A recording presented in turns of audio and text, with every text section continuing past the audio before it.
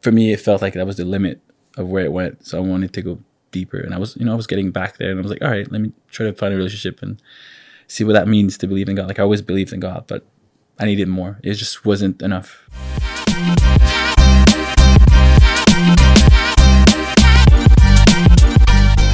Hello, everyone.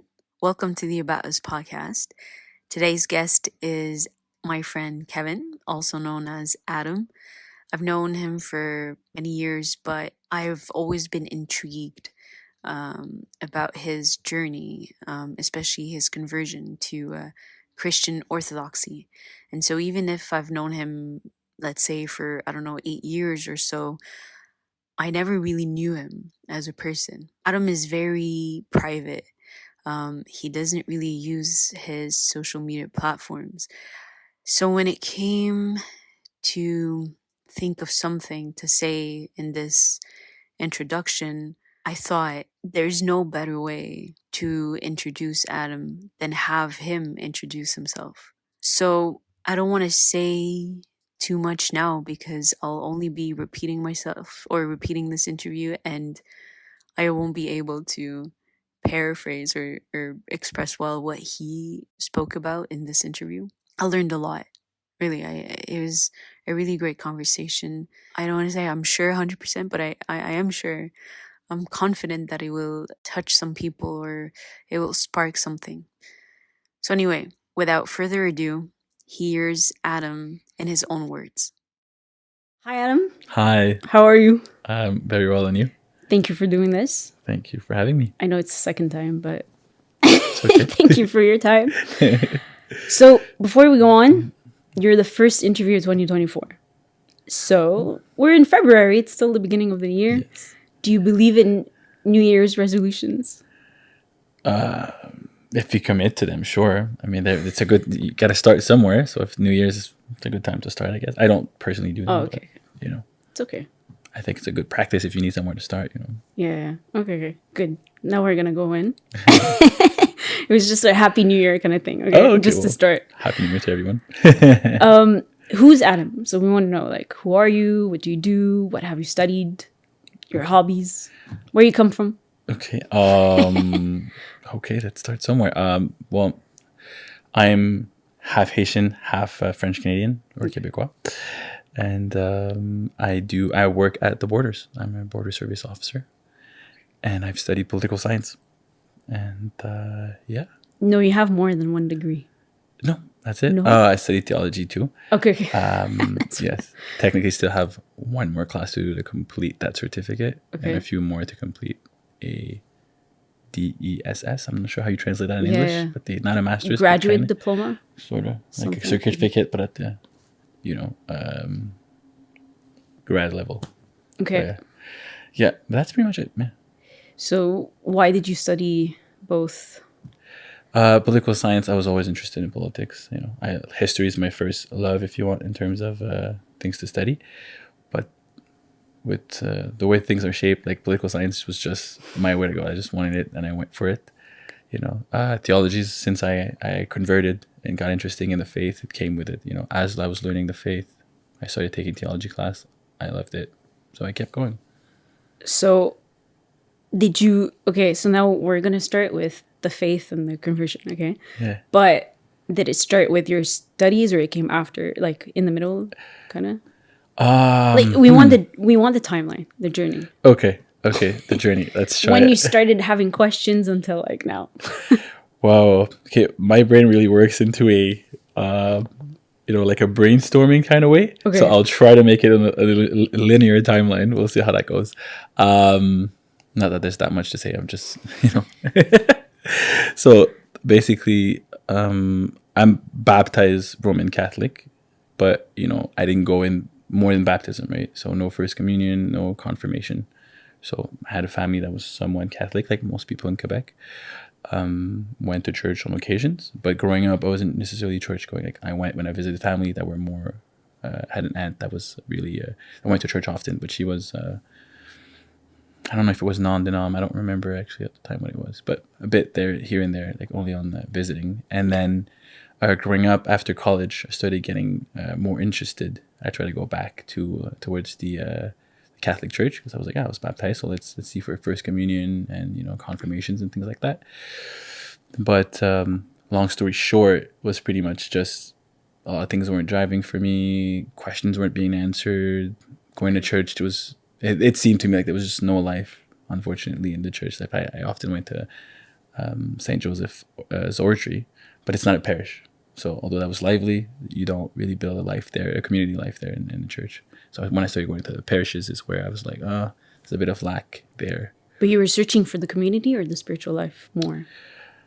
I think I just always wanted to look for God. I went through as a teenager, like the teenage crisis going towards adulthood. I was always a bit of a rebel, and sometimes patches were. I went through rougher patches, with parents, things like that. My mom was like, "I think you need to. It would do you good to go to church, So I started going with one of her friends at an evangelical church there. I went for a bit, then I wanted more. It was just it was emotionally satisfying, but just didn't connect like deeper. It didn't go anywhere. The soul. Right? Yeah, so you go on Sunday. It's essentially like a long sermon. Like, not to take anything away from them, but there's no. I don't want to say ritual, but there's no sacraments essentially, right? It's basically a long sermon, light shows, a lot of the emotions come out. But when Monday comes, it's like you're right back where you started, and you have the Bible, you have the pastor, but it's. Okay. I think for me, it felt like that was the limit of where it went. So I wanted to go deeper, and I was getting back there, and I was like, all right, let me try to find a relationship and see what that means to believe in God. Like, I always believed in God, but I needed more. It just wasn't enough. That's when I started to go back towards, I was like, oh, well, I was Catholic. Like, let's rediscover what that means, right?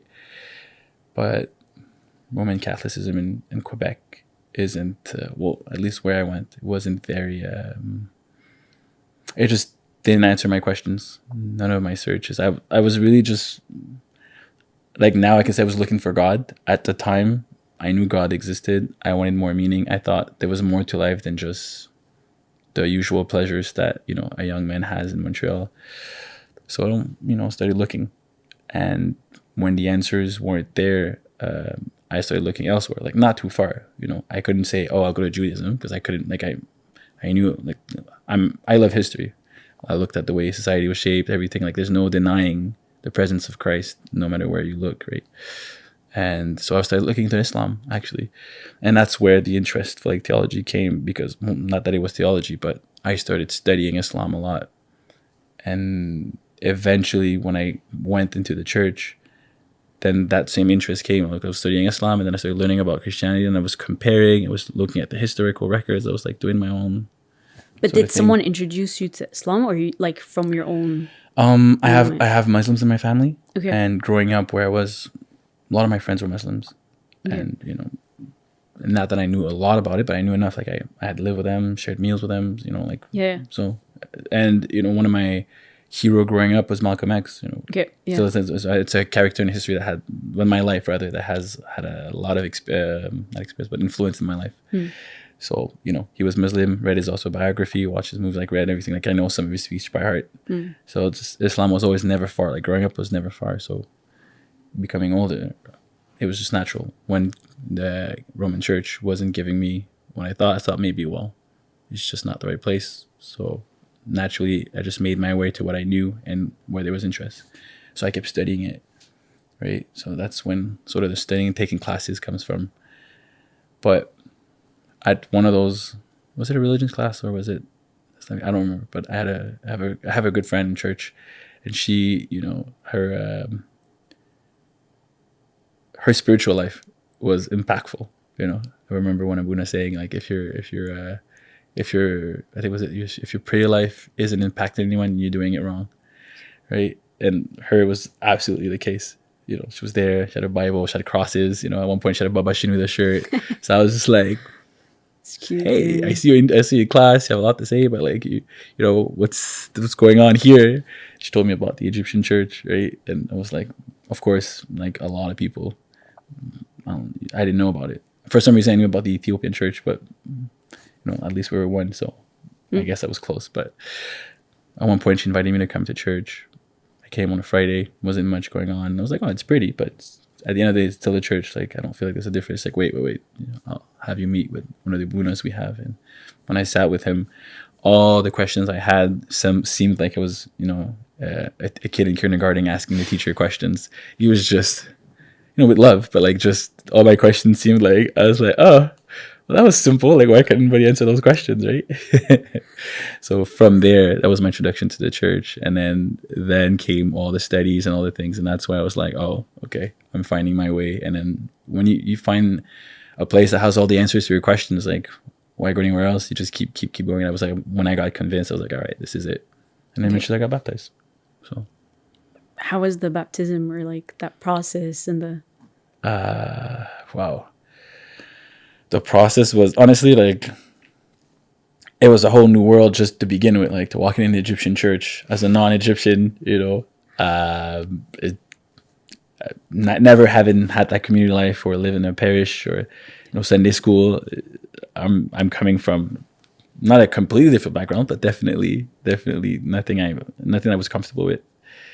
But it I don't know, it was amazing. Sometimes I look back and I miss, you know, taking 4 buses to arrive in the middle of what to me seemed nowhere, like in Grand Allée Brossard, to go to church, you know, and then just learn the whole thing. And the baptism was, I don't really have words to describe it, but you know, it was. You felt the change in the moment, or? I felt I can't say changed. I don't think it was changed. I think it's the illumination of the moment, if that makes sense, right? You're coming out of the water, and I don't think I have words to describe exactly how you feel, but you've reached, like, you're there, and you're like, you've been waiting for that moment for a long time, right? Typically, like, you know, the church doesn't just baptize like that, right? So you're there, and like you're attending so many liturgies, and you can't go take communion, and then finally you're like, oh, I'm finally gonna be able to have communion, right? The baptism is not just coming out of the water; it's that first liturgy you have after being baptized. Oh, that is, you know, that is a feeling that's like all worth it. Yeah, you're walking to the chalice, right, to receive the body and then the blood, but like for the first time ever. And you know, it's, I don't know, the excitement. I don't even know if I can call it excitement. I don't, you know, It was amazing. Okay. The baptism was great. Like, you know, felt the water. There was definitely a change in a joy. But honestly, the first time I had communion was the point that I could say was the most remarkable on that day. Okay. You know, I forgot to mention, but your first name is Kevin. Yes. It's okay, and then you changed it. You didn't change it.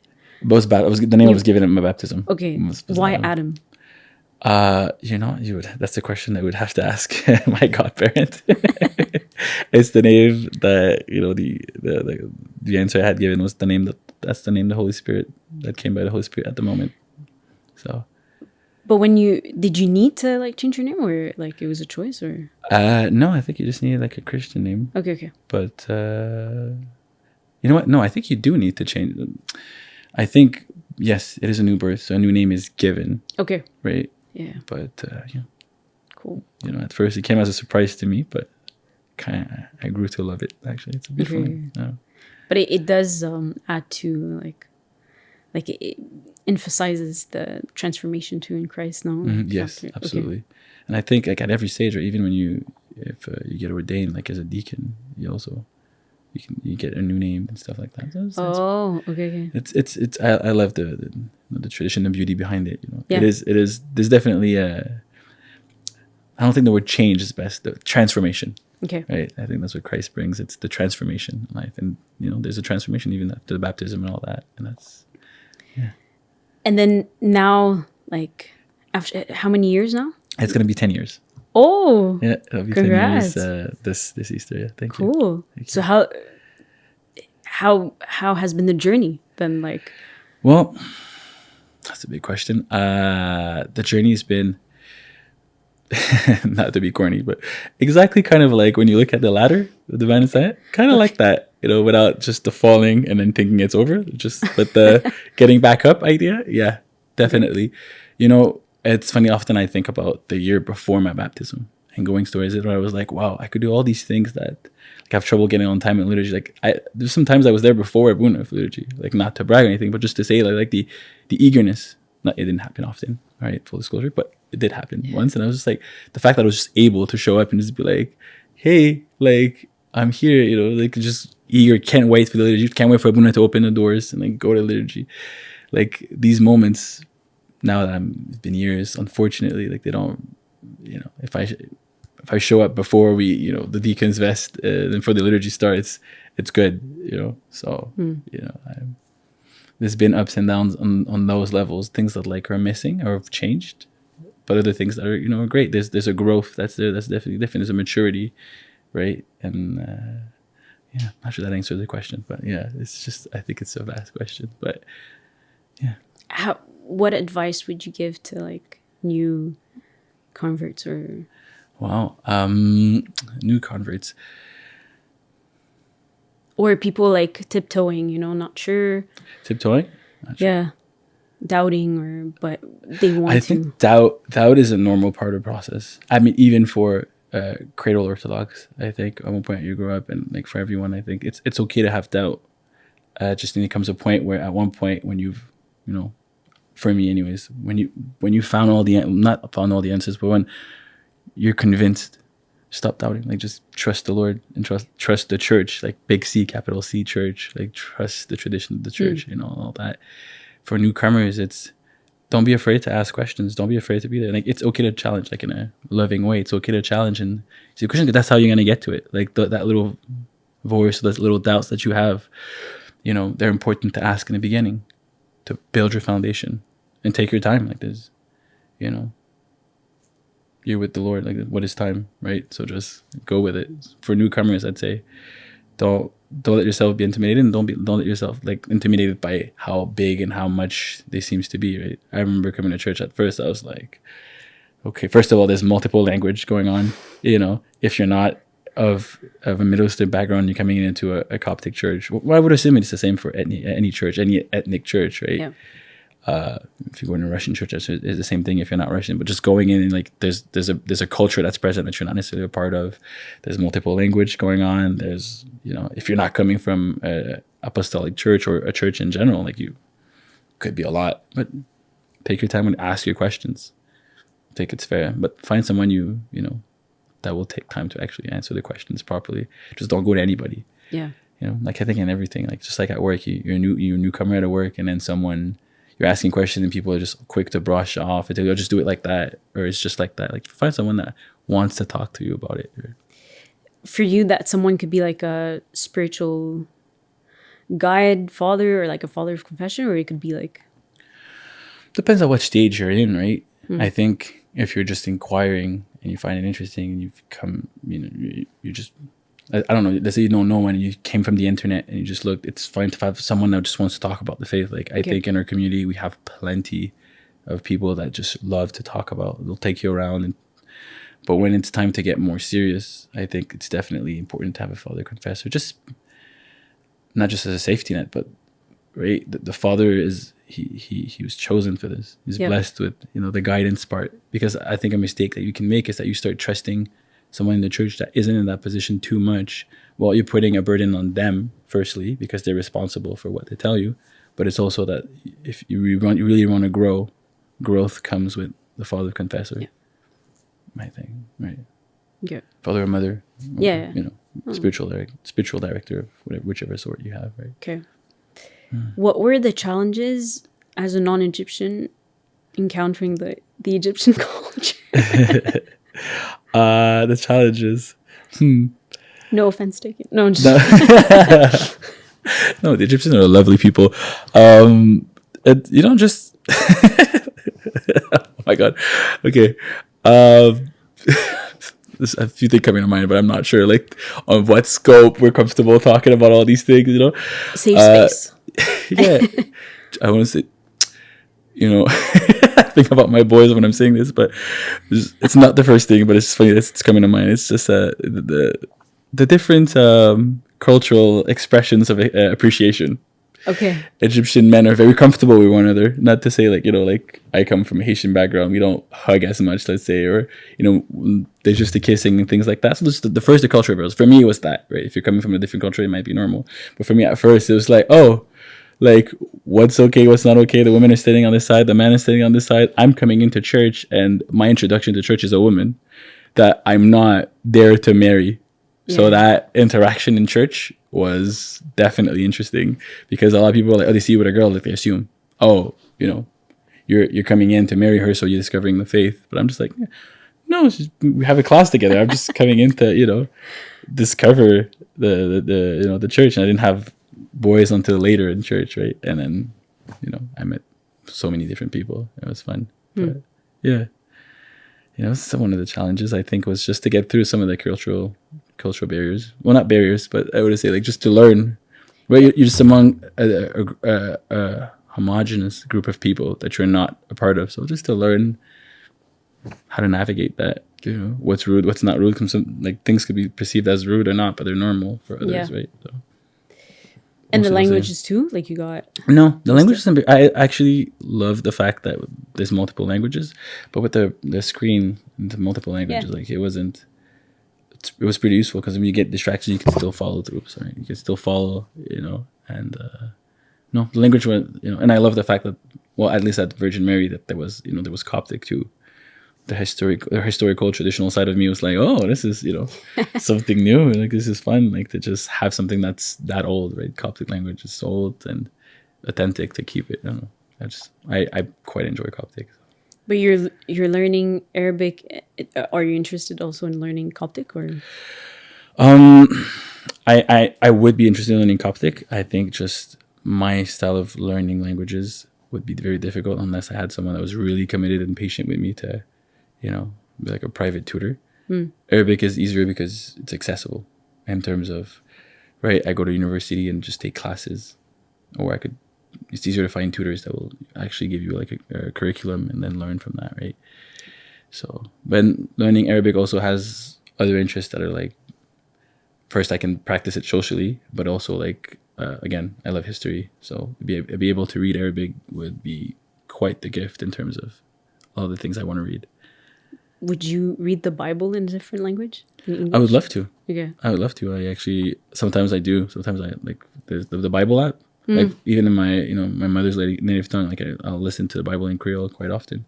It's fun. I love hearing how the expression, at least, they come out as, and it's not quite the same. Like for example, one time I went to an Eritrean liturgy, and that was remarkable. They completely different language, different liturgy, but expressed differently. And just thank God they had a projector. Yeah. Right? But yeah. But it's at the end of the day, it's as powerful as, meaningful too. Like language is just like, like not a style, but it's just an expression. But it's the same, like the message is transmitted at the end of the day, right? So, right. Yeah. That's the point, right? As long as the message is transmitted. Like I have a fondness for Coptic, and I think it's important. And I get into a lot of conversation with a lot of people at church that are questioning the relevance of keeping it, right? And it's a big topic, I think, in our community, especially in North America. Yeah. We all have our reasons and all have our, I think I think the wanting to keep Coptic in a way where we rediscover it as a community could also bring wanting to rediscover ourselves in Christ too, in a way, right? True. I think in our community there's so many talents of different things. Like we see the new iconographers, the new writers, and all the things that are coming out of the community from the creative aspects. That's beautiful. And I think encouraging that could also encourage, like a return to learning Coptic could encourage that. I mean, right? If just not for nationalistic purposes. I think that's, some communities have done that, and it's great for their specific situation. I think in the Coptic community, though, if we were to just relearn Coptic for the fact of rediscovering what isn't lost, but it's just, so like maybe, and to take the word of one convert that said, in the attic somewhere with dust, if you dust it up and bring it back up, I think with Coptic we could do, it would just be interesting and motivating to relearn the Alexandrian rite properly. True. I think it needs, like, you need to find a connection to it. Like when you're connected to these Coptic roots, then you feel like, okay, yeah, you want to keep the language, or you want to, like, you have to find kind of yourself in it in a way, or a part of you needs to like feel like, oh yeah, it's me. Like, it comes like, this is how I felt when I went to Egypt too, right? So it was like this mix of like, oh, this is where I come from. This is, and then came back here, just want to learn all these things. And I was surprised that there aren't many. There are books like on the Coptic language, the Coptic history, but we never know of the Coptic people. Like there is like a father of Coptic archaeology, like Marcus Samica or something, right? But like it's all these things, like if we bring them to light, I think especially people our age would be like, oh, like there's someone like, the like, I don't know, father of Egyptology or something, right? Right. Absolutely. I mean, that's part of it, right? Rediscovering, going, exploring. Like, I wonder, like, what changed in your life before you went and when you come back. You came back today. Yeah. Okay. For me, I went for the first time. Well, it was like my second time, but my first time I was 2, so it doesn't count. Yeah. It was 2015. So I used to be the kid who like refused to speak Arabic. I couldn't do it. Like it was a bad Arabic, like really broken and everything.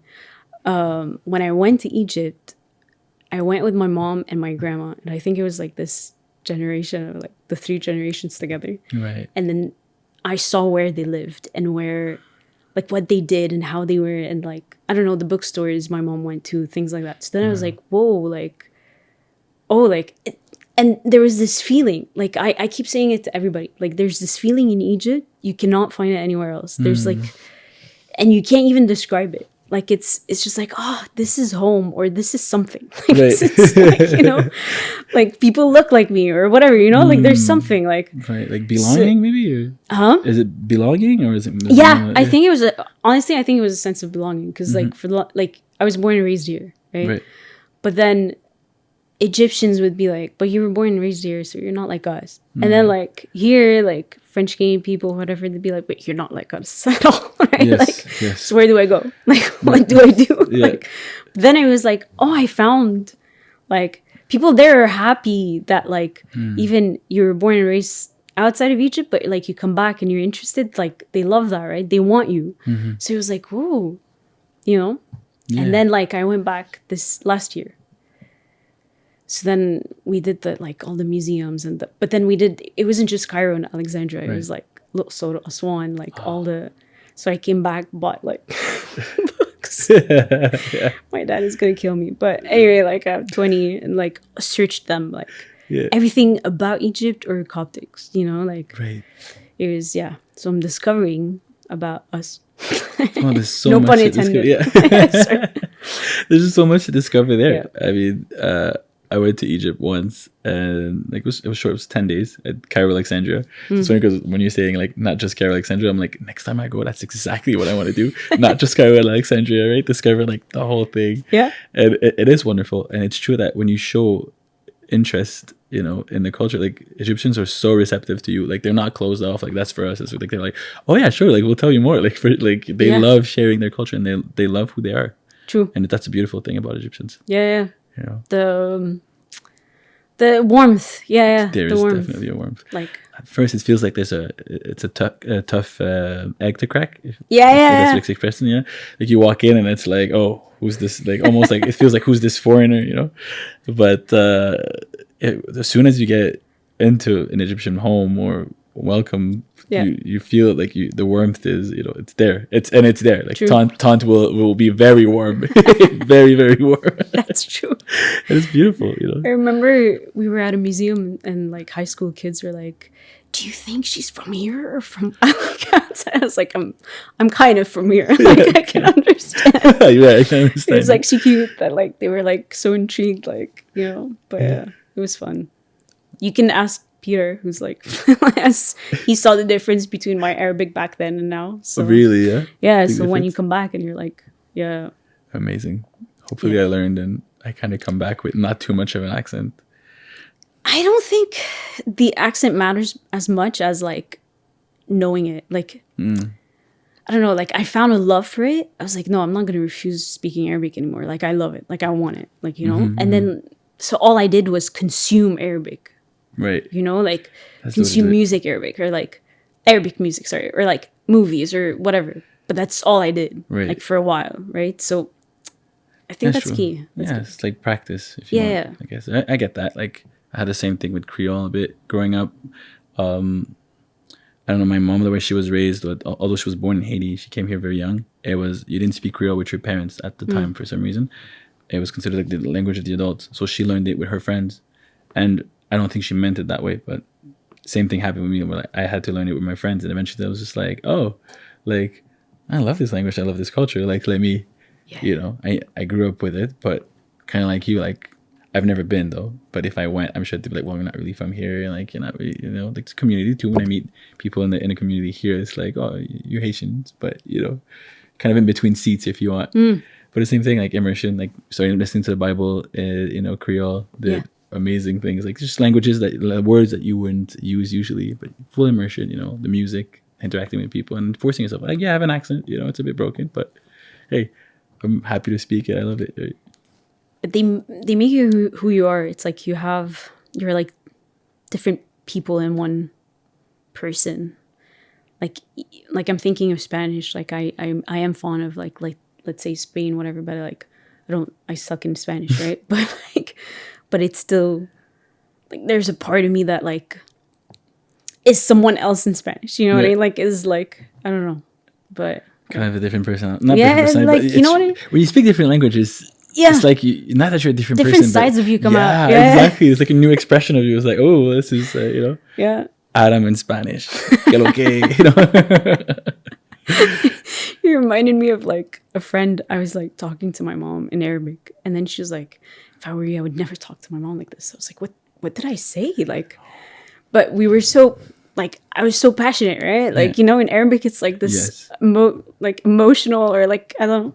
So I went to my mom, I was like, did I fight like with you in front of my friend? She's like, no, I don't know. Like, it was so weird, right? Yeah. Everybody that has an exposure to Arabic has that moment. And I'm like, oh, is everything okay? And they're like, oh yeah, he was just asking me about, you know, if you wanted some water or something. I'm like, oh. It sounded like he was pissed off. Yeah, like he seemed mad. Like, should I leave? And he's like, no, absolutely not. He wants you to come to stay for dinner. I'm like, oh. Okay. True. You know, but it's just, I think it's the passion, right? The Egyptian passion is expressed everywhere, right? In their warmth, but also in the way they speak. So just gotta get comfortable with it eventually. It's a matter of time. Maybe another thing newcomers should know. If you come to an Egyptian church, or I guess any Arabic speaking church, no, they're not mad. Noted. But yeah, I was gonna ask, but you responded to that. Like, so you've never visited Haiti, but you want to. I want to. Okay. I want to. I think we're often, I mean, it's funny because we all think, oh, it's so dangerous. Like I keep saying, like, it's so dangerous. I want to go. I had my best friend went, and it went horrible for him. Like horrible. The first 3 days were great, and then popular uprising, had to like get out of the country ASAP. The roads are being closed. Saw people and shot in front of him, like violence, right? But then I speak to other people, and they go every year. Oh, so I guess I'm mixed. Like I really want to go, but I don't really have families or friends that are going. So, and every time three times, I almost every time I get close to going, it goes really bad. So I'm like, maybe God is saying, not right yet. now. Okay. not yet, or maybe never. But I would love to go. I just trying to be positive. yeah. You know, you're right. But definitely, like my heart definitely wants to go. I'd love to see. Kind of like what you said, right? The generations when you go where your grandparents and even great grandparents or parents grew up. I'd love to go to my grandfather's from Decay, so more south, and it's just I keep hearing beautiful things about it, and I just want to go see. You know, people are like, Haiti. You know, people don't show hope in Haiti, but countries turn around. Some, you know, true. And Haitian people have, you know, they're very passionate people. They love their country, and I think eventually they'll. We'll get out of it. Yeah. Eventually. But God willing, you know. You're reminding me of the saying, like, it goes like, to know, like, once you know where you come from, you can know, like, where to go or where you're headed. And, like, for me, that was, like, Egypt. Yeah. Or, yeah. Wow. No. Yeah. Well, yeah. I mean, I think that for some people, for sure. I think I wanted that for a bit, and then those doors were closed. But coming to church sort of filled that feeling of, you know, I know where I come from, so to speak, but Yep. actually true, right? And then now I know where I'm going, and I think that's been beautiful. You know, I know that the church is building a church in Dominican Republic, Oh, okay. so my prayer is definitely that that's going to extend across the border, Yeah. and then maybe hopefully I can go surf there or something. Yeah. We'll see, you know, whatever the Lord wants, but we'll see the first way I get to go to Haiti. It'll come, but I think it'll just be fun and heartfelt, heartwarming to just be able to see where people come from, right? I don't think we should have too much attachment to it where it becomes we're blinded and all that matters is this. But I think it's something beautiful to see, hey, like from there all the way there. Like I love hearing about people's, you know, like immigration stories. You know, I work on a lot in immigration. Actually, up until very recently, that's all I was doing is immigration. One thing I love about immigration is hearing people's stories. When you get to actually talk to people and sit down with people and hear like why here, how was it there? Do you miss it there? Do you go back? Like, just you know, it's just a beautiful thing. Yeah. Just human experience, really. True. You know. Yeah. I like how you took it to a spiritual level, like that we all come from like the same, not the same place, but you know what I mean. Yeah. So, yeah. And we all have like the same father, or we do. Which gospel? Like which gospel is it? Oh my God, I'm gonna be showing people how bad I know my Bible. But the genealogy gospel. Sorry, Abuna, if you're watching this. One comes from, you know, with Christ's genealogy starting with Adam. I think it's John. I want to say John, but maybe I'm wrong. Isn't it Matthew? Okay. Matthew. Okay, Matthew. Good. All right, we're there. Peer approved. Yes. So it starts with, you know, Adam, and I love how that happened and how they start with Adam, because that's just all where we're coming from. And when you just not understand what that means, but also how that manifests, it's just true. You know, it's a lot of us on planet Earth are lost. A lot of people are lost for wars, whatever reason. A lot of conflict erupt for genealogies or loss of land or all things that are finite in a way, right? I know I'm saying this, and you know, it's a bit detached from the reality. There's reasons why we're attached to land, and it's very valid reasons. But ultimately, when we look at where we should be attached, and we look at our root, which is Adam, which brings me to the new Adam, which is Christ, I think we find a real fulfillment there, right? The meaning of things is there. The peace we all seek is there. The salvation we need is there, you know? True. Not to repeat Sunday school, although I've never been, so I'm not sure that's how they say it. But yeah, it's really the way to go, I think. And it remains true for me anyways. What would you define your purpose as? Wow. My purpose was it. Again, not to go back to a Sunday school answer, but I think salvation, and that means, you know, being aware of the present moment in Christ and doing your best with the moments that you have, you know, right there and then. I used to think about, you know, I still have that rebellious spirit in me where I'm like, oh, I get mad at things and that's not all right. And, you know, there's a right way, and the world is so corrupt, and, you know, we can't stand, the government is doing this and that's not okay. What about our freedoms and rights and all these things that are very important and I stand by, but I don't want to say they're besides the points, because they're not. But it's important and the priority to remember what's the most important. And in remembering that, I think we find our place. The Lord will reveal to us where we need to act and where we don't need to act, right? So, yeah. My purpose is to serve Him, but also to live a life that is where all the talents He's giving me are, you know, used and fulfilled, right? Like the parable. Yeah.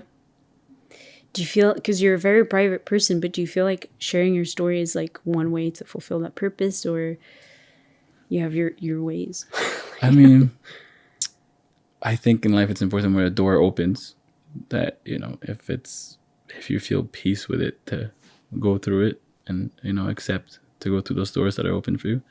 And when you asked me, I was like, well, I never thought about it. Usually, you know, I would have said no, but I said, this seems like it should be interesting. Maybe, well, for sure, you know, I'm going to learn something from it, and it's just fun to have conversations. Yep. You know, conversations is one of the most important thing, I think, in our lives. Like, stopping the flow of conversation is definitely the worst things for human, I think. Not to bring it back to freedom, but freedom of expression and a loving way is the best thing. And we've had, great conversations throughout the years. And I was like, hey, let's probably not see where it goes. It's a new experience and see where we're going to go with it. I'm glad. But I remember in the previous episode with Malek, I remember saying like, oh, thank you for being, like doing that and like, making it happen. And he said, oh, I'm glad that God blessed it. And that hit me because it was like, it could have not happened. Like any obstacle could have like just stopped it, right? And then I felt like it could happen too with that. Like it could happen with anyone. But if it happens, then I remember there's this, like, I'm listening to this podcast and like this girl was saying like, oh, I was debating whether I should like share my story or not. And then I realized like, oh, the devil wouldn't want me to. And then it's like, no, then I have to share it. Like, maybe it could help someone else or it could. So that relieved me in some ways because I'm also like struggling with the privacy public life. Yeah. I'm not famous or anything like that, but like, it's just to be out there is stressful. Yeah. Like back then, I feel like in high school or CGIP university, it's like exciting and you want to put your stuff out there and you're bolder when you're younger, but you don't think of the consequences or you don't think of like. Right. And we didn't have anybody to tell us differently, right? It's not like our parents didn't live the internet. Yeah. We didn't social media. Like, we're the first. We want to tell our kids about it, but no one told us. We're the guinea pigs. Yeah, exactly. No one told us about it, But yeah, I used to be a bit more public for sure, in terms of social media and stuff. But I realized like, who's like, why? Yeah. What's the point of this, right? Not to take away from. There's a lot of good things that come from social media too. It's just for me to put my pictures out there and my life out there. I was like, no, the people that are there with me are living it with me. Why do I need to, put more of it out there? True. But I guess to each his own on that one. Yeah, I think like you have to sit with yourself and like analyze everything. Like I was like almost agonizing. I was like, oh my God, I'll cancel everything. No, I'll put it back. No, Yeah. But you have to find the healthy way. Yeah. Yeah, the healthy way, the healthy relationship with it. Like, I don't know. If you're happy doing it and you're comfortable and you feel peace at it, then you should. And it's, it's fun. Like I loved seeing your interview with Malek and seeing, you do more than interviews, but all the things you put out there, right? You are private, but you're also putting a bit of yourself out there, right? Your music, your poetry, like you're putting yourself out there, and that is just a beautiful way to do it. And for me, anyways, I quite enjoyed it and I loved it, and I'm sure others too, and might have inspired others to do so. But if you felt peace, like it didn't matter why you did it, but if you wanted to, do it and you felt joy in doing it, then thank you for it. No, thank you thank you for your feedback. But it's different. I think lately, like the more you put yourself out there, the more feedback you have or comments. And I remember with Malek, it was a quiet because there were a lot of good ones. There weren't bad ones, but there were weird ones, right? And then I was like, okay, well, could I give an example? I don't know, like, oh, you laugh too much, or like, or like, like things like that, right? But maybe because for some people, like, okay, like it's a professional setting or it's a whatever. Right. I understand all like the different points of views, right? But like in my mind, I was like, okay, well, if I'm gonna do this, I can't like be stuck on every comment. Like I'll have to let go. I'll have to like just like accept everything because like, or else I'm gonna like stop the podcast. Like you can't just like dwell on like and overthink it, right? Like I can't change who I am. Like if I laugh a lot, I laugh a lot. Okay, but I'm gonna like try my best, right? Sure. But I think also like the beauty of the podcast, the thing I love so much about podcasts over other forms of telecommunication, I guess you can say, is that like there's no script. It's just us having a conversation, which brings back to what I was saying before. Like I think it's the most beautiful thing, right? Podcasts, like for example, you want to know a politician, like the best way is a podcast.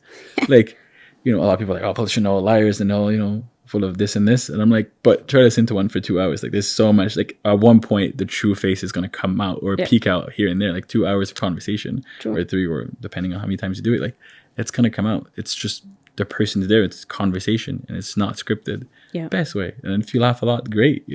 Like I don't know. I don't think there's anything wrong with laughter. People pay tons of money to go watch comedy, so True.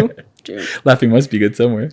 Well, I mean, because like if we're gonna have like a conversation, it has to be like, right, like not like Free flow. Yeah, exactly. If it's funny, then it's funny. Yeah. If it's sad, it's sad. But if it's 2 hours of sadness, that might be rough. Yeah.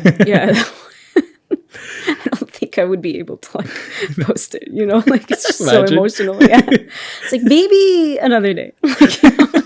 Snips it here and there. Yeah. Okay. What are your favorite books you've read so far? Well, I'll check other questions. One of the favorite, honestly, Lord of the Rings was one of my most enjoyable reads. I had to watch the movie, which I don't want to say unfortunately. It's just that movies have this way of putting images in your head and pictures, right? So like the whole time I'm reading, when I'm reading about Bilbo or Frodo, like I'm seeing the characters from the movie, and I'm like, oh, I think it's compared to other novels where like you don't have an image, so like your brain is just free of reading it, of interpreting it, so creating its own image. It was fun to read, but I was like, oh wait, that's not in the movie. You know what I mean? But that was fun. But why'd you love that book so much? Lord of the Rings? Yeah, it's an adventure. It's so spiritual too. Okay. Like it's so deep. It's what we're doing really in life. We're on an adventure, right? Okay. If you spend your whole life living and you're not realizing you're on an adventure, like you missed something important. Yeah. And I think that's the beauty of Tolkien's work. Even Narnia, C.S. Lewis, like right, Yeah. we're on an adventure. True. And that's the fun part of it, like the fun, sad, dark, light, everything, right? It's this whole roller coaster of different things. But Lord of the Rings is one of the best expressions of that, right? Yeah. It's been a while before Lord of the Rings that I read another novel. So before that, I would say my other books that I loved were more like Autobiography of Malcolm X was definitely life-changing. But I think, especially now as a convert, I can see some of the discovery that he has with some of the things he expressed. Okay.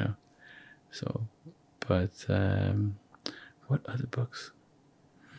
Some of the theology books were great too, like Vladimir Lorsky, Mystical Theology of the Eastern Church. Okay. Talk about talk about rediscovering faith. Okay. And understanding correctly. There's so many misconceptions out there about everything, right? Like we've redefined or defined everything in so many different ways that like we don't seem to understand much, or just everybody's giving its own interpretation to everything. But to have truth and to have something that you could look forward to, and that you have a basis of a structure, right, or a direction, is so not just comforting, but it gives the true meaning and sense of purpose and meaning. And that book, I think, was just for me to really put what this whole journey is about, right? When we say the acquisition of the Holy Spirit, we mean it, right? It is orthodoxy. That is orthodoxy. Acquiring the Holy Spirit is what makes us different from everyone else. It's the purpose is there, and it's the full purpose of humanity, right? Yep. So those books were also very meaningful. I mean, history books too. My God, like the Crusade viewed by the Arabs was a fascinating read too. Oh, okay. Yeah, it's a French book by Malouf, if I'm saying it correctly. It's just perspective. Everything's perspective, right? Especially history. So I loved history. So reading that book was just, oh wow, like that's a whole other perspective that I had never encountered before, right? These are the books that are coming to mind. But you're reading something like currently? Yes, I'm reading two things. There's things that it's been on my shelf. It's I need to get back to it really. It's Metropolitan Anthony Bloom. Wow, see, it's been on my shelf. The title is running away, and then a Japanese classic. Now I can't say the name of the author. Oh, okay. It's the La Voix du Sabre. No, what is it called? I don't know in English. It's in French. Okay. But it's those samurai classics. I absolutely love them. Cool. Yeah. It's history. It has a bit of a adventure to it again. Okay. Yeah, Yeah. to bring back that topic, but it's fun. I don't know why I can't remember names. Still a bit nervous, I guess. Is your favorite movie genre like action or something? No. Okay. Not Drama and No sci-fi. way. Drama and sci-fi. I am of the, if you want to captivate me with a movie, it has to be dark with a little bit and light in the end, and it finishes on following the light. Batman, for example. The Okay, I like Batman trilogy Yeah. with Christian Bale. Super dark, but there's light at the end of the tunnel. Yeah. If you follow that pattern, you have me every time. Every Christopher Nolan movie, every Inception, like Christopher Nolan is my favorite of a movie director. Okay. And I think all his movies go there. They get super dark. There's always that light in the end, and that gets to me. Like, I just love that. It's kind of how I look at life in a way as well, right? But why sci-fi?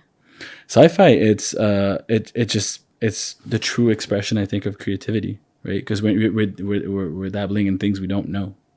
Sci-fi is always about the future. It's always there's nothing.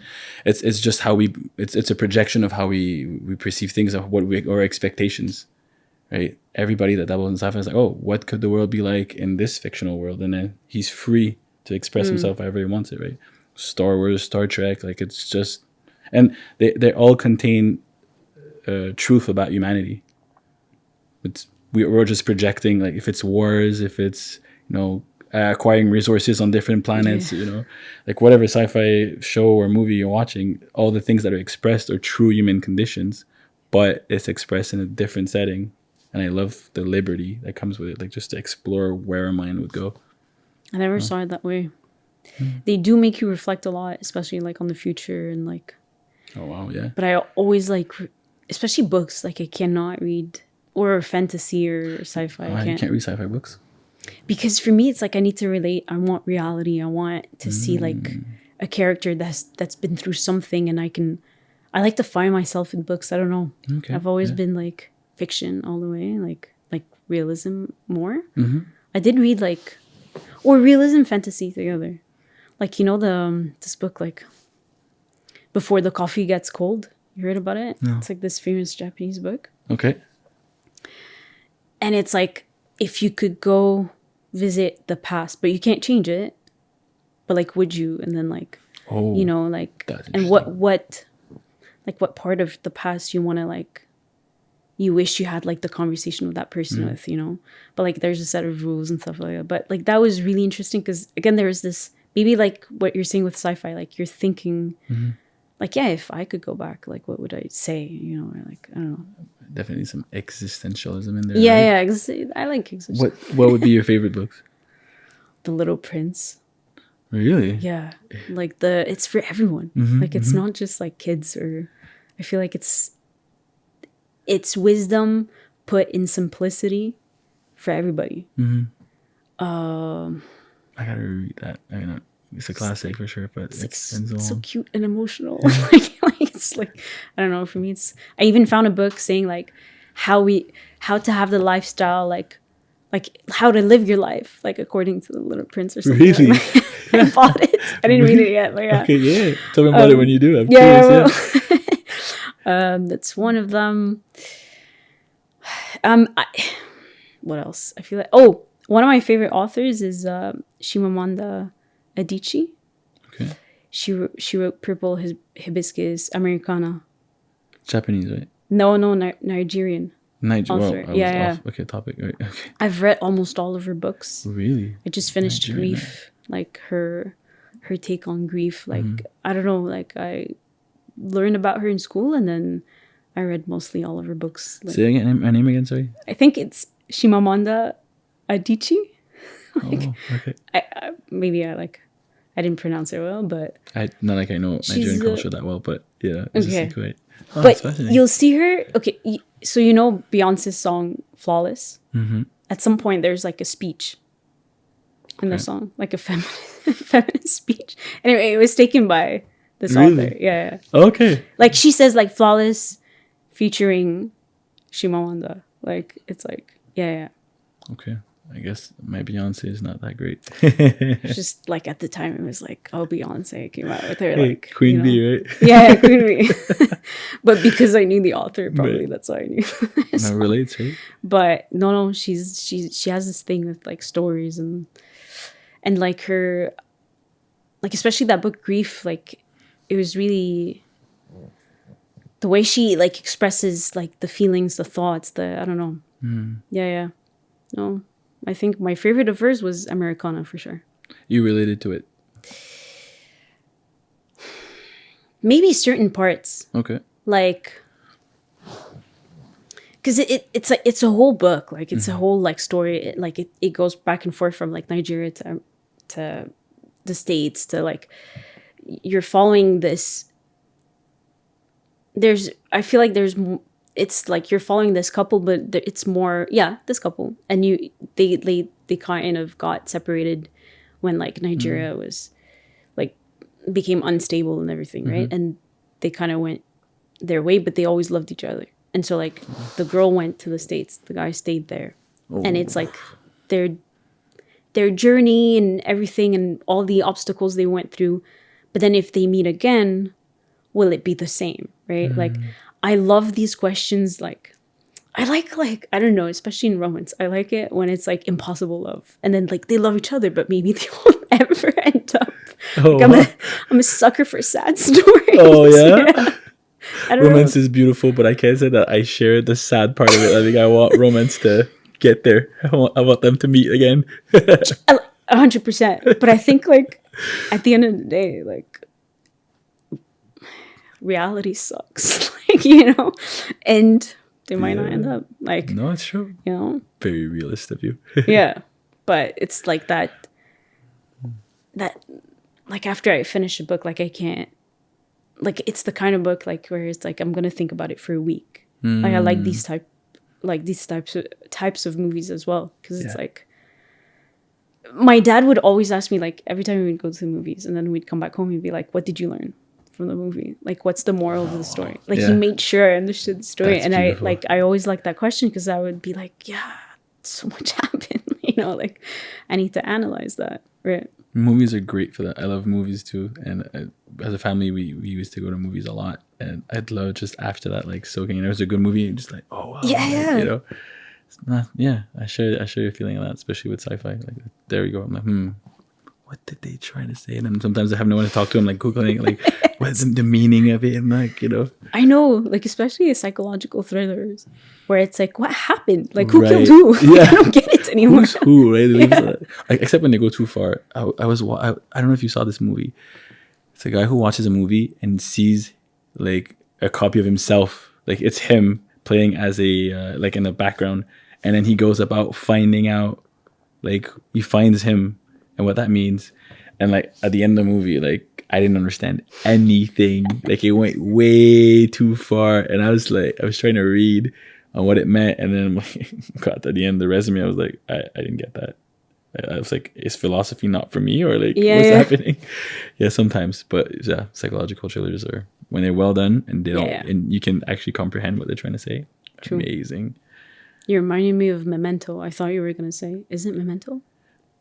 That's a good one. I watched that recently. Actually, Memento was great. Yeah, with the pictures, right? Yeah. Yes, that was a great movie. The guy who would like forget every that was 5 minutes or something. Great movie. Wow, that was a great movie. Yeah. Cool. Those classics out there. True. What's your favorite classic? The Godfather. No, I'm just actually yes. Actually, yes. Every time I ask someone that question.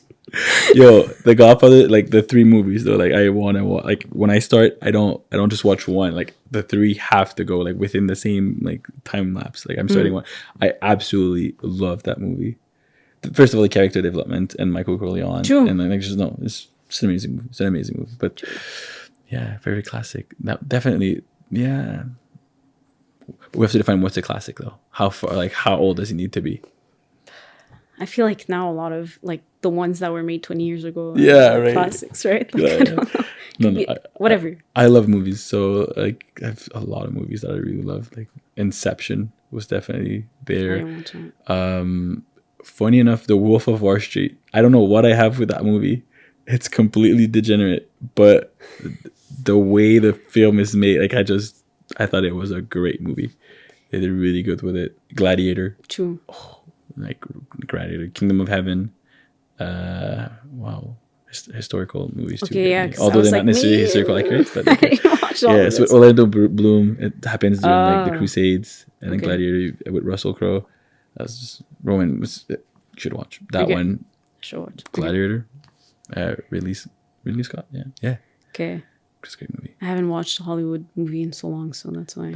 No, it's not Ridley Scott. Like a Yeah. American, whatever. Yeah. Yeah, they're Fair all enough. Egyptian now. So. I wait to discover that too. I remember you telling me about it. And all Yeah, that, yeah. you know. I Now have they to- have subtitles. You should try. Definitely. I've watched a few. Can't tell you which one they were, but I was fascinated by it. Some of them were really old too. No. Like, happened to walk by, see the movie, and just like sit down and watch it. I'm like, oh, that's cool. And it's Okay. like, that's just completely new. And then, yeah. Yeah. Egyptian cinema is great. They did, you know, I get why the entire Arab speaking world relates to True, the Egyptian yeah. language, because they're like, those movies are really good. Yeah. One movie was it's like during the revolution, and Okay. in the movie they're carrying like an imam and a priest, like when they're celebrating. I forget. I just remember that scene. 'Cause I was like, oh, like seeing a Coptic priest on TV in a movie was just the first time for me. So I don't know why I remember that scene specifically, but it's one of those. It was black and white. I think it's pretty old, but Oh, okay. it's a good movie. Maybe it wasn't, but anyways, I remember picking up an imam and then Egyptian priest during the revolution. It was a good movie. Yeah. Cool. Okay. Wait. Check the other questions. Would you have any advices for like the communities, like for when the newcomers, when they arrive, how can we be better at welcoming them, or like, you know, I think perhaps there's a little bit of a wanting to accommodate so much that you're thinking, oh, we gotta tone it down just to make the person feel welcome, or at times that, or assume that because I'm interested in church or I'm converting, that I want to go to an English speaking church, or like, I think in our community there's a lot of we're trying to like force a pattern, or like we're assuming a lot, or Okay. like, you know, like we'll do missionary work like this and we'll do this like this because it's the way we think it is, instead of just perhaps maybe just having, I don't know, maybe it's just a conversation. Like, it sounds simple, but perhaps just why is the person, like, what is the person looking for? Why? I remember one of the first questions that was asked walking to church is like, why are you here? Like, by a priest, but not in like an orphanage, just like, what are you looking for, so to speak? okay. And I was just like, and I was just said, I'm looking for God. And the answer I got was, aren't we all? With a smile, you know, and that was, for me, that question, that answer stayed with me like for a long time. I was just like, how deep is that? Like, wow, True. you know. So, yeah, I think advice is not to assume that you understand or that you know the person is here, right? If the church is like a hospital, right, for the soul, well, think of everybody coming in as a patient. You don't know. You know, and all the doctors in the community might like this, but you won't know what the patient's coming in for until you've had an assessment and you sit with them and you see what's wrong, right? You can't assume that he's walking in a specific way because he has that specific illness. You have to diagnose. Okay. So I think it's the same thing for us. But did you mean that that encounter, like, when they asked you the question, like, you like that? Oh, Okay. I like that. For me, Okay. for me, that was, you know, I wasn't ready for it, but the answer to me was like, aren't we all with the smile? Just stayed with me, you know, the whole time. Well, that person ended up being my godparent, so Okay. yeah, that was great. But you know, she was, anyways, yeah. Cool. You know, I think that's it, right? I think like with anything, any like assumptions are definitely an impediment to organic growth. So for newcomers in the church, just love them, right? Smile at them, just like, hey, like, welcome, man. But I think we do the welcoming well. I think it's after that we're assuming that that person wants a theologian, or that person, you know, I don't know. It's maybe. true. I've heard so many, like, every time we have a conversation, like, with people, whatever, friends, it's like, they weren't born in the faith, but they, like, their faith is not like ours. Like, it's like, and Yeah. I feel like we admire the people so much, but we forget, like, okay, maybe we should be there for each other. Like, maybe we should check in, because, like, check in, be there. No, Yeah. Like, we assume so much. And that's funny. I had that a lot when I first came to church, where it's like, oh, you seem to know so much, or like you have this interest that we don't have, and it's motivation. And I'm like, I don't really know more than the next person. It's just that right now my interest is directed there. Like I'm committed. Like, we all have, like, every Egyptian in the church, without knowing, knows more than I do, probably by the fact that you were born into it, and it's in your culture. Yeah. Right. You come from almost 2,000 years True. of Christianity. Like, you're Christian today, not because your grandparents converted. It's because go back 20 generations, right? Yeah. That in itself means a lot. You live it, but you kind of forget some patterns of it, and sometimes maybe you mix it. But if you really start digging, like, it'll just come right out. I think, yeah, because I think especially our generation, there was the immigration part that took maybe over more than, like, let's say, like, our parents came here and they really focused on us, like, having everything, providing us with everything, best schools, whatever. But then the faith was, like, on the side, like, you're going to learn it at church, whatever, right? Like, it's not. Definitely. Or it wasn't. And then there's the other part where it's like, oh, I forgot what I was going to say. Well, I mean, if you like on that, like, yes, and I understand, like, where you came from, your parents thought what they knew and what they thought was best, and I think definitely in our community it's a bit lacking sometimes, where the same way we send kids to school assuming that they'll educate them. True. Right? We don't say it, but that's really what's happening. We send our kids to school and we expect the school, and then we're surprised when they come back with ideas, or like, where did you pick that up? Well, maybe you should look at what's taught, right? Yeah. But same thing, like, they came Sunday school, and remember what you're gonna say? Yeah. Okay, tell me before you say it. Yeah. We also mix both. Like, I feel we mix both the culture and the faith. Yeah. And that's always like, yeah, you gotta be careful about it, but it's there. Like, Yeah. I think although it's mixed, it the essence is thought, and the proof is that you've survived as Christians that long. Yeah.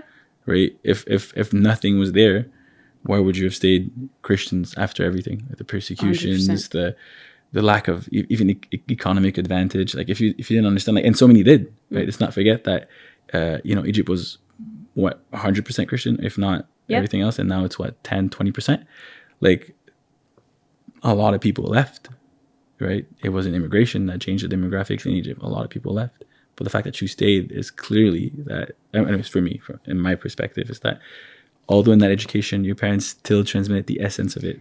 Yeah. Now, perhaps there's definitely work to be done into, like, doing definitely more, but ultimately everybody that went to church for a decent amount of time knows what to do to get out of any problem. Like, anything you're going through in your life, no matter what it is, like, you're Coptic, you know how to get out of it. You just don't want to, but like, how many times have Abuna repeated the same thing? Yeah. Read your Bible, pray, come to confession. Like, these things sound trivial, but True. they're true. They're True. so true, right? I remember I had a conversation with a friend, and we were like, the one tool, like, that will solve everything is prayer, but I can't seem to do it. Like, right? Like, it's like, Right. You get distracted, things. Yeah. But the answer is right there. yeah. I mean, the Bible remains, number one bestseller, and it's you remain Christian today for real reasons. It's because the truth is right there, but the truth is not comfortable. The truth is, and we've all heard the sermons, right? The narrow way. But it's true. Yeah. It's true, right? You're dealing with anxiety. Well, read the chapters on anxiety, and you realize, solution is kind of easy. It's simple, rather. Yeah. It's simple, but I just don't want to do it, right? Like, think about my canon. My canon is not that long if you compare it to, like, anybody. But I'm like, why can't I just do those little things that Buna told me to do, right?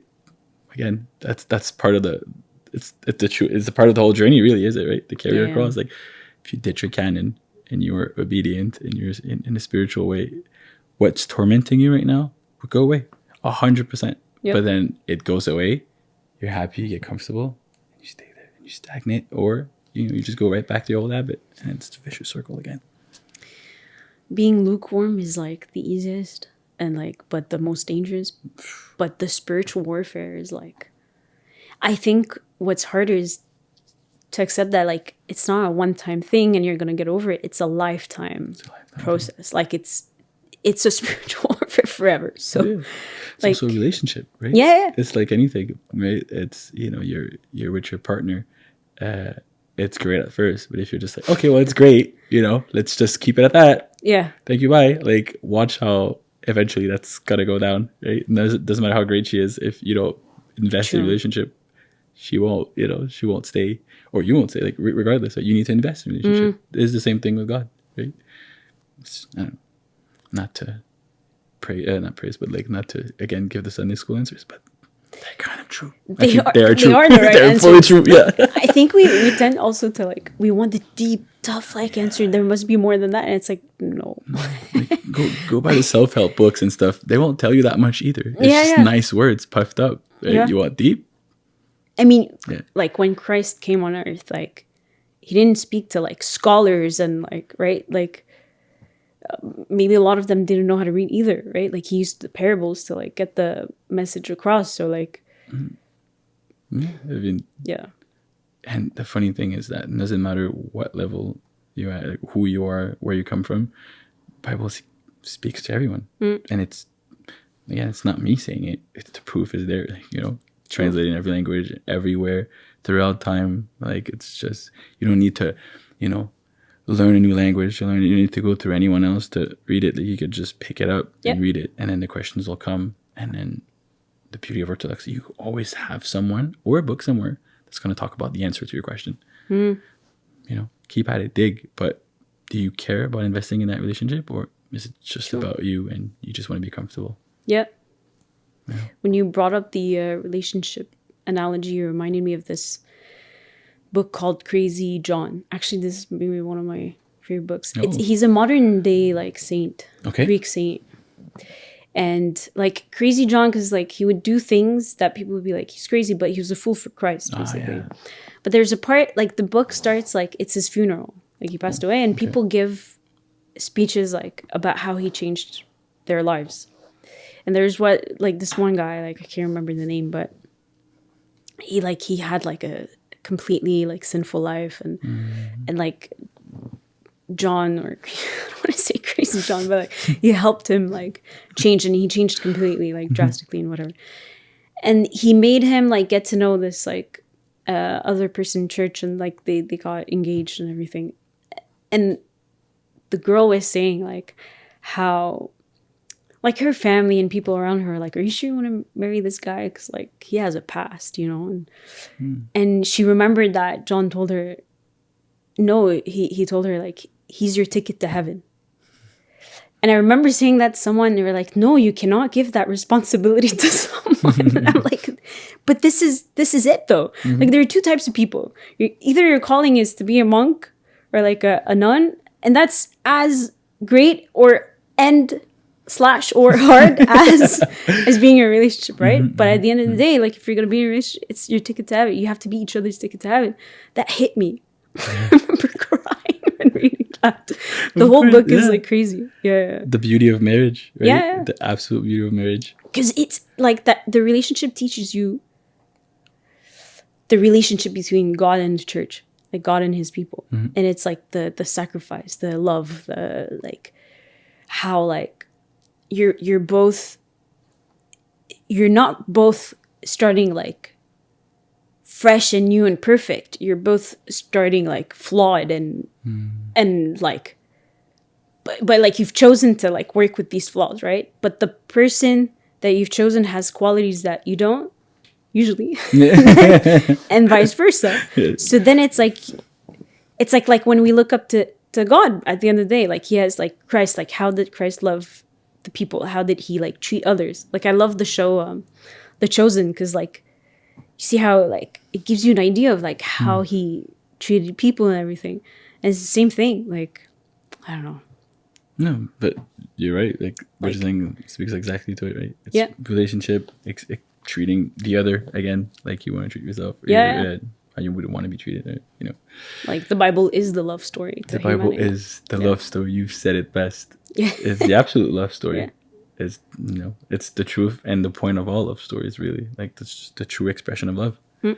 You know, to read anything outside of that is, I think, missing the point, or at least missing the most beautiful thing you could ever understand, like read or come across. Yeah. Right. 100%. Okay, I think we're starting the questions that are like super short and fast, and then you like the first thing that's on your mind, you say it. Okay. Okay, I just want to make sure that. Okay, wait. Before that, the biggest lesson learned or the best advice given to you. Oof, the best advice given to me. Biggest lesson learned.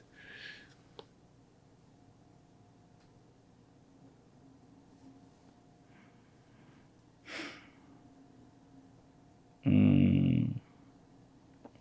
don't know. That's to coin it in one sentence. Like, this is the best advice. Like, No, not one sentence, but but like, no, I mean not just one sentence. But I mean like the one thing. Best advice. You know, it's definitely not follow your intuition. really? No. I think I would follow myself. Myself has taken me to really bad spots, and intuition. Yes and no. You know what? You make me think of something. When you do something that's bad, there's always a little something that tells you it's bad. For me, that like, intuition is the Holy Spirit, like the voice that tells you, like, you know, Definitely should be. Inside of you, like. Sometimes I guess no, follow your heart would be not. Yeah, because when you said maybe. don't follow yourself, I was like, yeah, don't. Yeah, you're right. It's not don't about, lean on your own understanding, or you're like, yes, okay. No, but intuition, like, I think where the Holy Spirit comes in that the voice is your conscience, right? And your conscience always tells you when you're doing something bad. But yeah, you're right. I guess advice, not don't follow your own advice. It comes to that. But best lesson, I don't know. What would you say is your best lesson of living life? I think it was a lesson of pride versus humility. Like when you think you're good and everything's fine. I remember I had an English teacher saying like overconfidence is like this woman like wearing high heels and she walks in and everybody's looking at her and then like a heel breaks and like she falls, boy, right? Yeah. And that imagery is like, is so true. Like, yeah. For me, it's every time like there's this like thought of pride or whatever, it like gets hit by humility, like, you know, slap you in the face or like, yeah, real quick, right? Yeah, humble real quick. But like sometimes it's like soft, but sometimes it's like it's gonna hit hard when it's like it's gonna lead you on the wrong path, but it's gonna be soft when you see others like teaching you that, like you see them embodying humility, and that's like something else. Right. Yeah. The person that embodies humility doesn't even have to speak, right? In their presence, you're like, oh my god, like, okay, that's you know, right? Yeah. I can see how that's definitely a big lesson, an important lesson to learn. I don't know, I forgot. I don't think I would, and maybe it'll come back to me if the greatest lesson in life, because there's so many things that are not so many things coming to mind, but it's like different little things that I'm like, I'm like, is that a lesson though? I don't know, but you know. No, for me, I think it's. I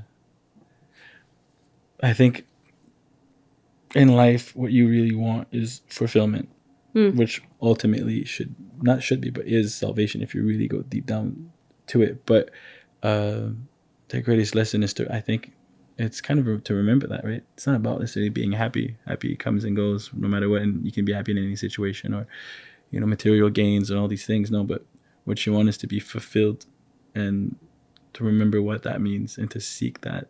I'm not sure that's a lesson, but I think that's where I go with that. Oh, I like that.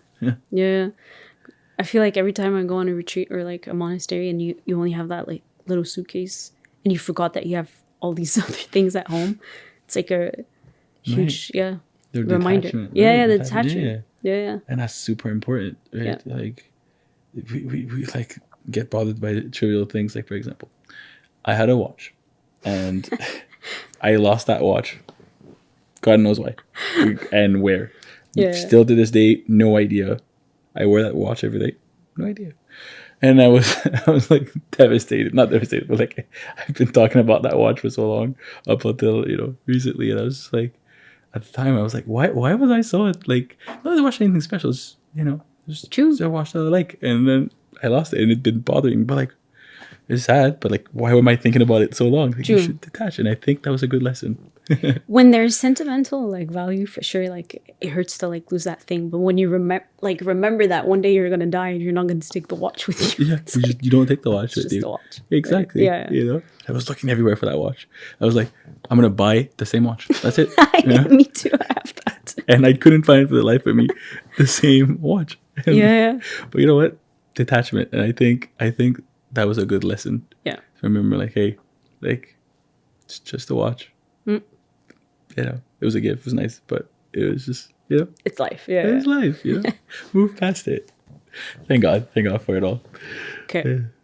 Cool. Now they're like short questions. Sure. Okay. Favorite color and why? Black. I should have not asked. I forgot about that. Why though? I was hoping you didn't ask that question. Black. Okay. I guess we'll go with a shorter answer. I don't know. For me, black has. Okay. Saint Silouan the Athonite, I believe. Stand on the edge of despair and despair not. Right. It's just been something that's been important to me. It just reflects my life. Right. It's a saying that he said that just reflects my battle, my life, and that for me that's a lot in the black. The black has every color. Right? Okay. The black absorbs it all. The black is everywhere. As soon as night comes, black represents it all. And for me, I pair that somewhat with that sentence in a way, like my life philosophy that in everything's connected, everything's there, and the black is sort of a detachment from that.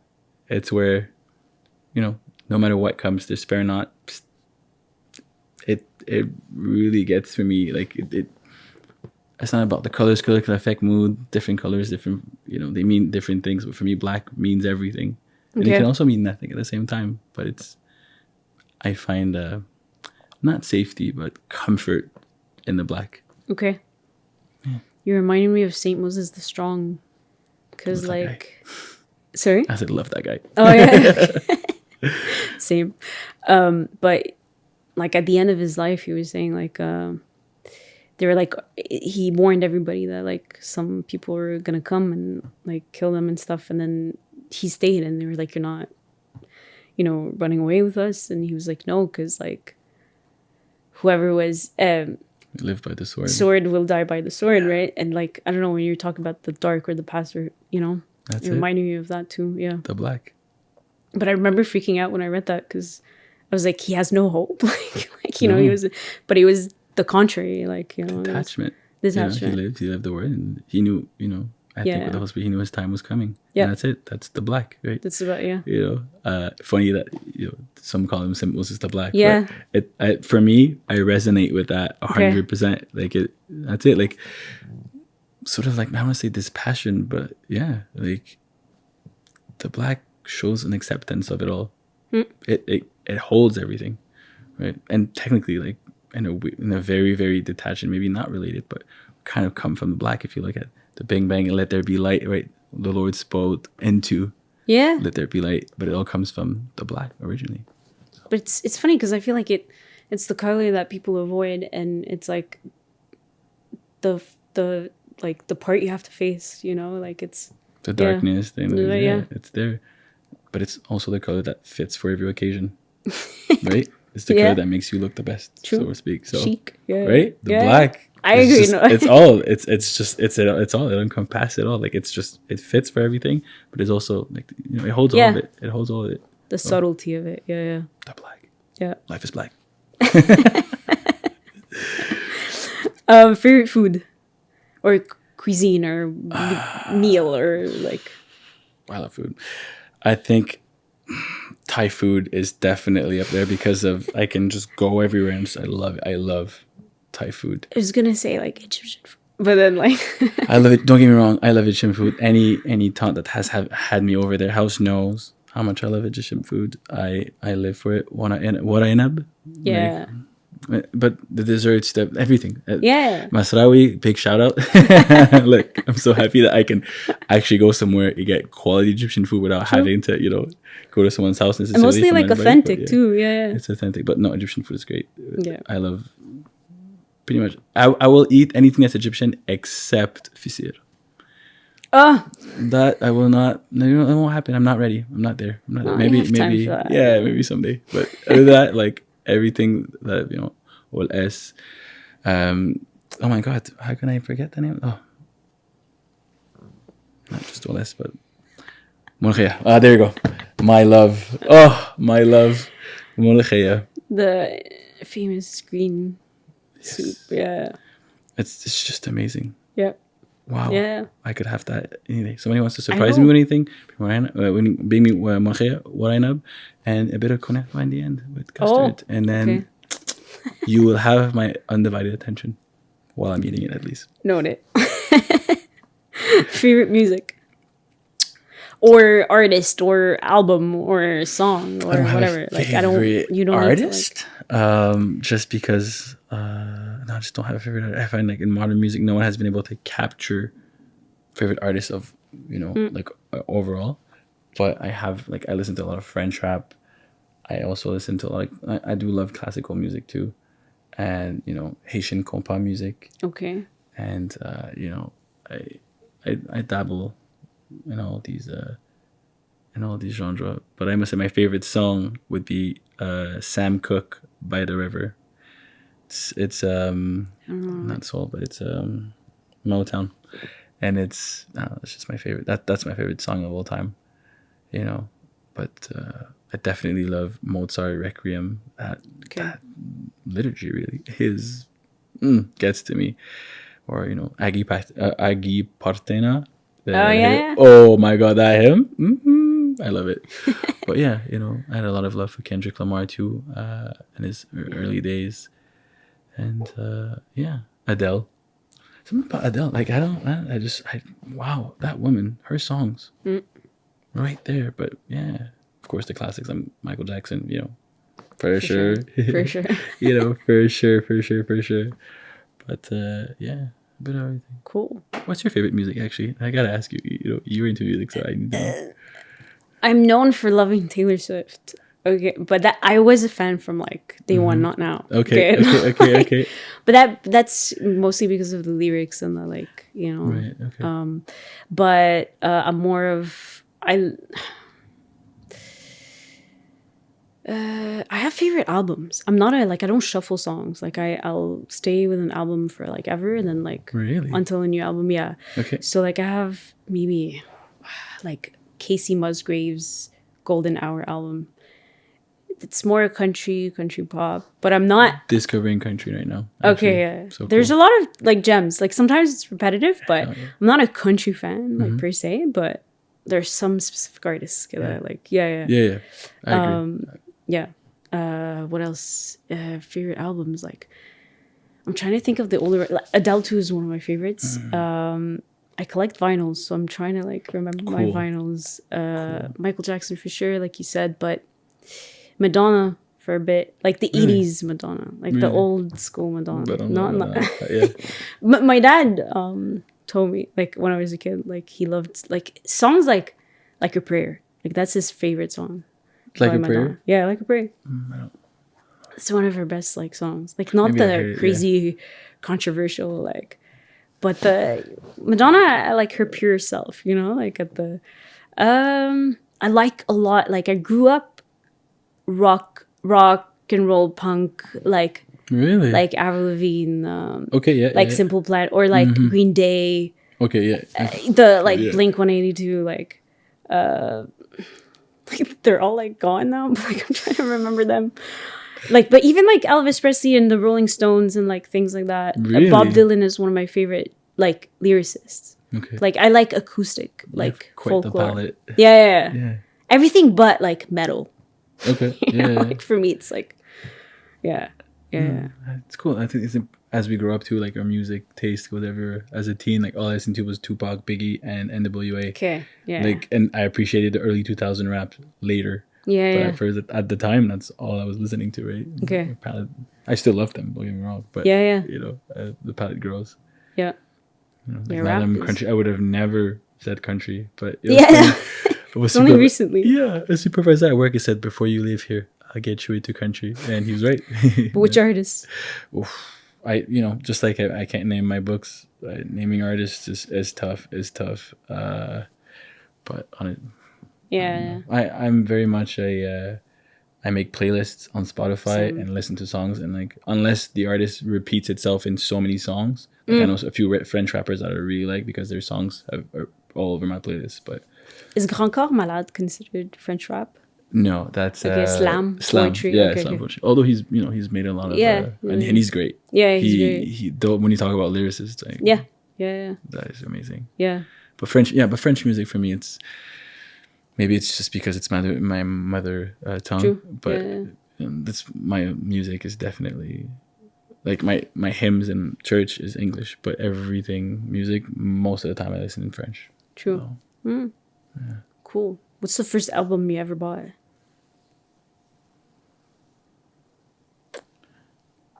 Or gotten? no, I want to say in the WH Charlotte Compton, but I don't think that's true. It might have been because that was my dad's Tupac, All Eyes on Me, that I bought myself. Or like the Might have been either Snoop Dogg, one of his later albums, or Ice Cube. I think it was one of the two. I'm not sure. Because a lot of them I recycled from my dad. But yeah, I think the one I actually bought myself was definitely Snoop Dogg. What about you? Ricky Martin. Ricky Martin? Yeah, Oh, my wow. dad bought. Nice. Like, the one that has like Live in La Vida Loca and stuff like that. Yeah. Cool. Yeah. But you're reminding me of like jazz and blues. I love that. Like Chuck Berry. Like Chuck Berry's more rock and roll.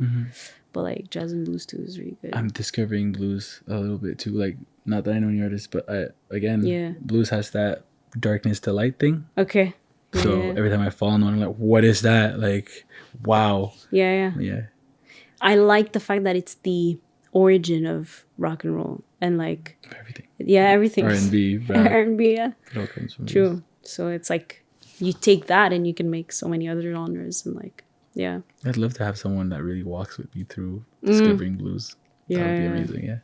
True. I'm sure I could do it. I'm sure I can find someone with it. Or online, just... Yeah. But There's so many articles and like I was really into the history of music because like when you think about it, every genre has a purpose or it came out from like necessity or whatever. Like punk wasn't just to like rebel. Like Right. it was like, let's not conform to the world or Right. like, let's think differently, right? Like, I don't know. That is fascinating. You're appealing to my, again, love for history. I'm like, yeah, it's true. I should definitely... Reggae, same thing. Yeah, true. Yeah. Something I love is reggae. Bob Marley or... Yeah. I mean, The OG. it sounds cliche, but But it's, yeah. it's if you told me you went on an island for the rest of your life and you had to bring one album, Bob Marley Legend.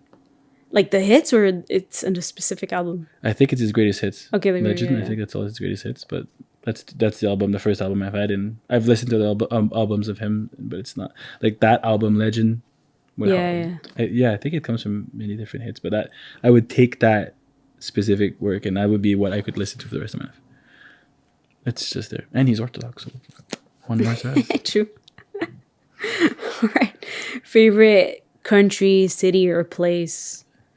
Like a place, it could be like your home, right? Like whatever place. Hey, that's that question is a tough one for me because the last few years have been difficult in terms of that question. Just because I used to be very patriotic, so I would have said Canada before, but the last few years would have definitely changed that. Actually, have changed that.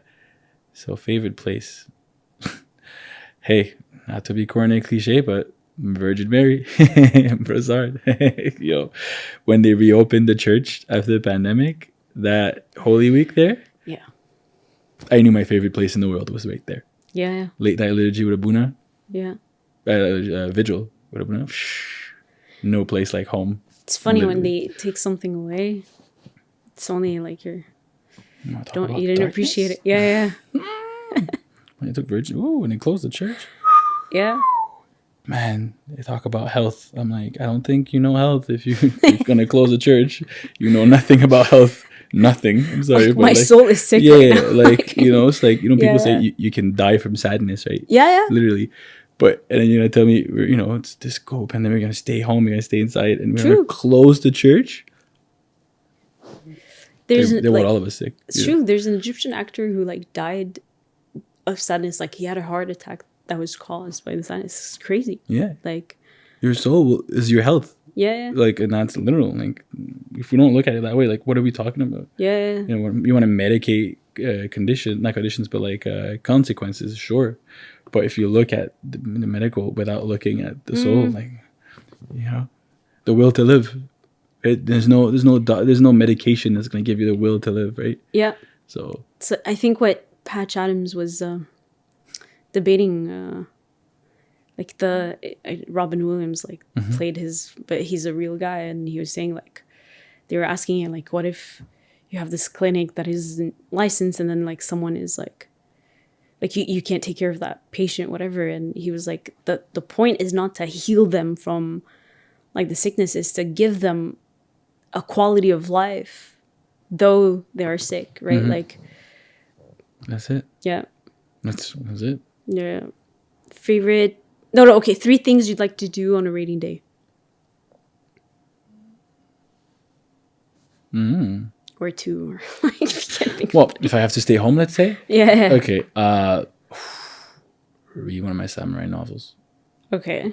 Lord of the Rings. Go on an adventure in a book. Okay. Or watch a classic like Godfather or like V for Vendetta. Do you rewatch movies?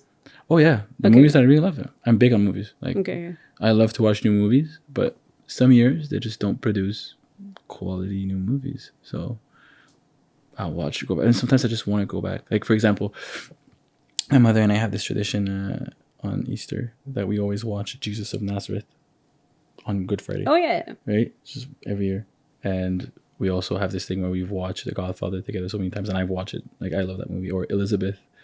The movie about Elizabeth, not the late Queen or her mother, but Elizabeth in the 1500s. Okay.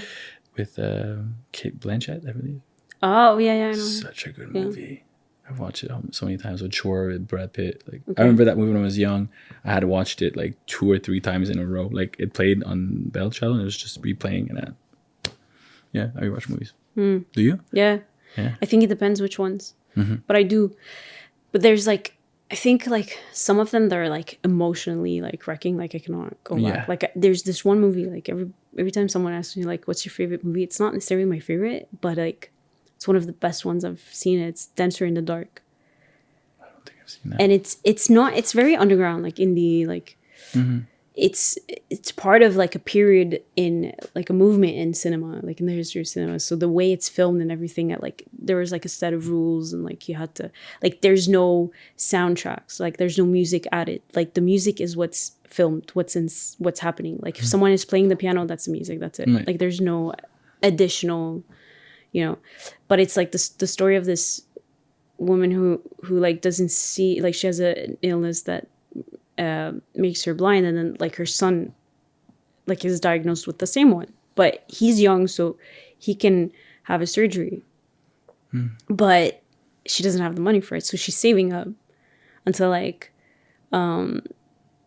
she lives like in a trailer, like she's not American, but she lives like I think in a trailer like at an American's like house, like or like in the backyard, like can't really remember. But this American person saw where she like saves up the money, and they took. So there's a huge fight, and then like she's arrested for that, and it's like basically the movie is the unconditional love of a mother for her son. Wow. And like I had to write an essay for the movie. Like it was like 2 a.m.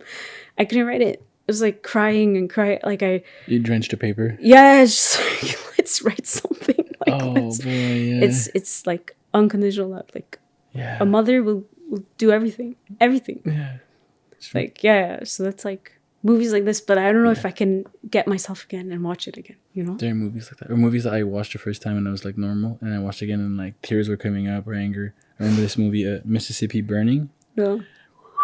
First time I watched it, you know, it affected me, but whatever. And then I had watched it again, and now the anger and the feeling, like the emotions that came out, and I was like, wow, that movie is so rough. You know, it's a movie in the 50s with segregation, you know, like it's just a great movie, but it dabbles with the, you know, the Jim Crow South and, you know, and what happened, lynching and all these things in the South of the States. And it's just like, oh, it's a rough movie. But did you watch it years later or like? Yeah.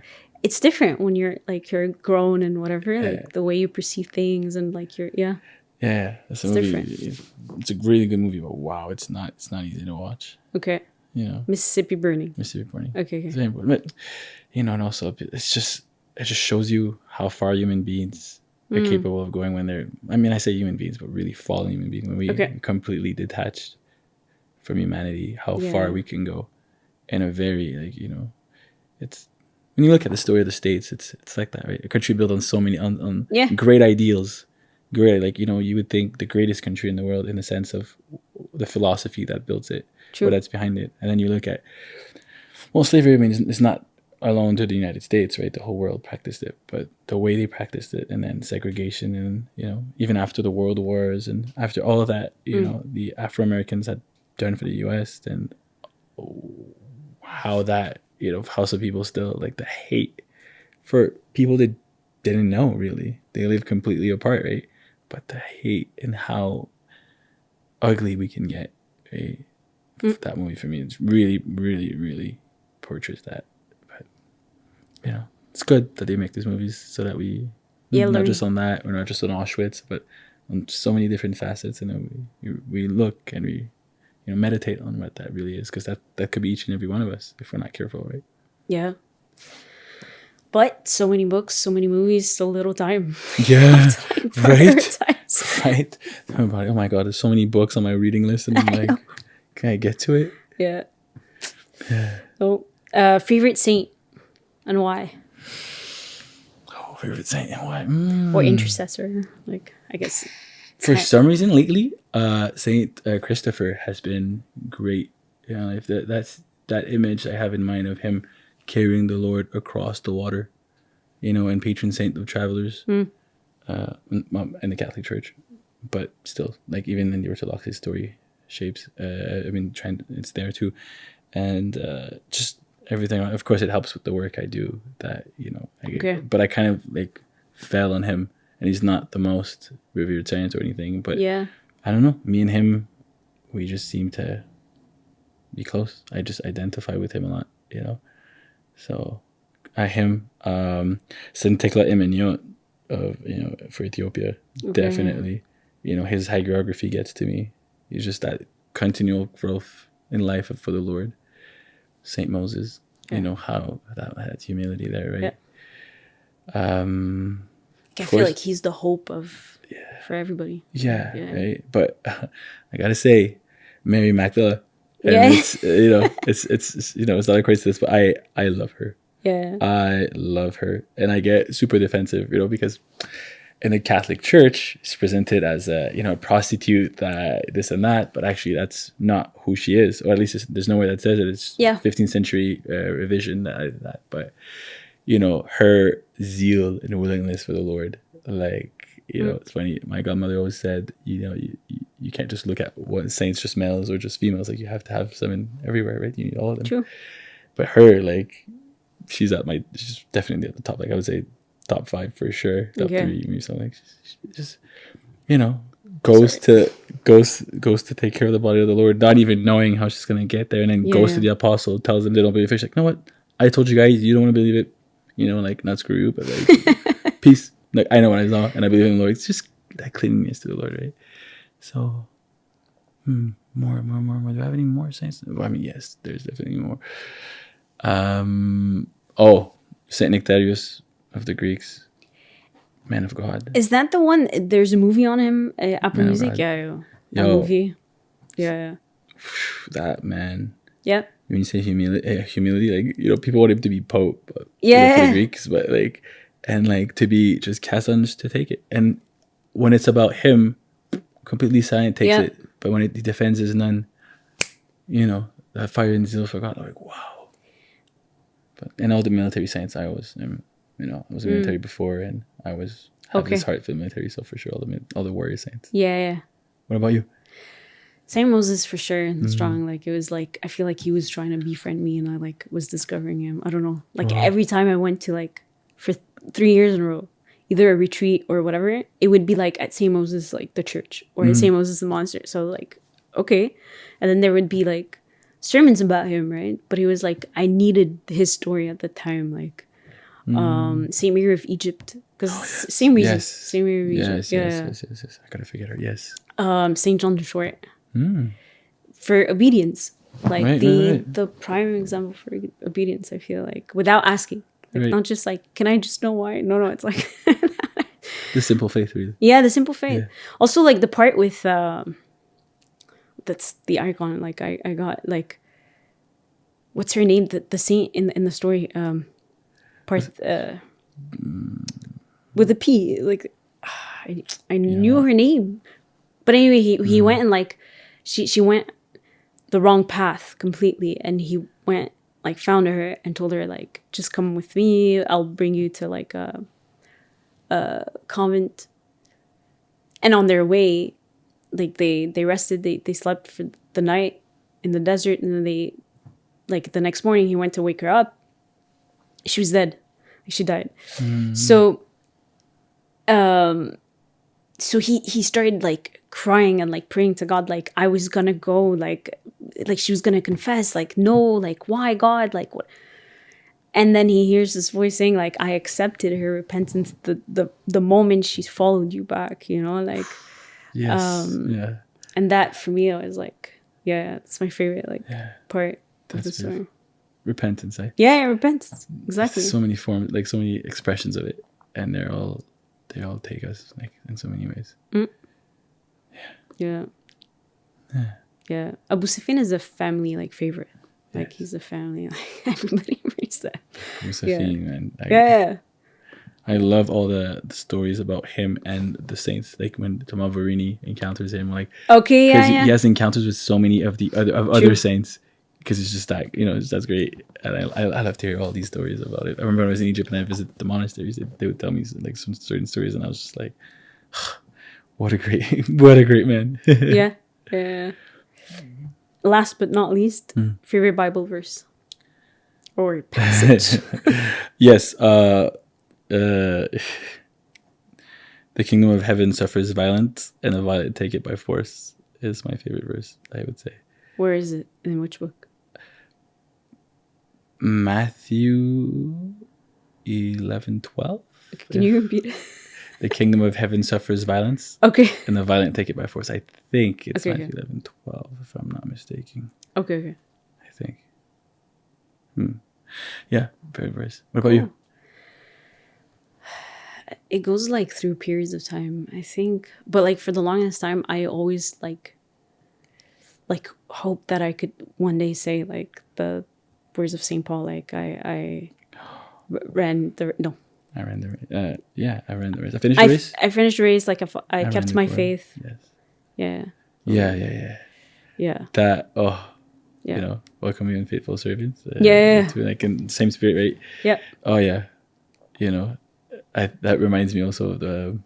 Remind me when you come into your kingdom. The thief on the cross. On the cross. Like that for me is like, because yes, we all want we'll seek to get deification, right? Unification, but at the end of the day, God's mercy and His grace, right? It's just comes out like just I've done the wrong thing. I'm sorry. Just remembering when you come into that kingdom. Yeah. Right. Oh, that just. I know. It's the heart, really. Like, you know how like someone will pray something and then like the person will pray the same prayer, but like one has this granted, the other not, and it's not like, I think it's like the intention in the heart. Like one is ready for it or not. One, you know, like I don't know. Like God sees the heart. I think I remember someone saying like, don't put God in a box. Like you can't say like he's not gonna want me to do that. Like you don't know, right? He won't do that. He can't do that. Yeah. Why like you put limit on God? The limit, like the limitless, Yeah. the one who created everything. You Exactly. put you alive. You're gonna limit him. You finite. No. Yeah. You know. No. Yeah. I know. It's so true. Yeah. He is willing. He is capable. He is there. It's True. just, are you willing? Are we capable? Am I willing? Am I capable? Right. I should say. Yeah. When I am. You are. We are all capable. We just have to. That little push like that. He's right there. He's right there. It's true. All over. You know. Yeah. Ah, We have the tools.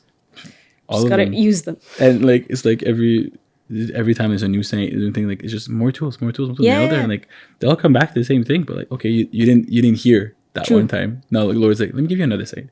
Maybe he listened to him, and then like the Saint Petrus Saint Nicholas, like the recent saints, they're there. So many tools, so many works to give. We have their books, we have their sayings. Okay, but like, True. like, wake up, guys, let's wake up. Yeah. I remember a friend telling me like we have to aspire to be like to have one day like our icons so that like others will look at our Yeah, inshallah, but like yeah. that we've done something of value with Yeah. the life God has given us. We've lived for others to the point where there's an icon for others too, right? But that all points to the one thing that really matters, and that's our Lord and Savior Jesus Christ.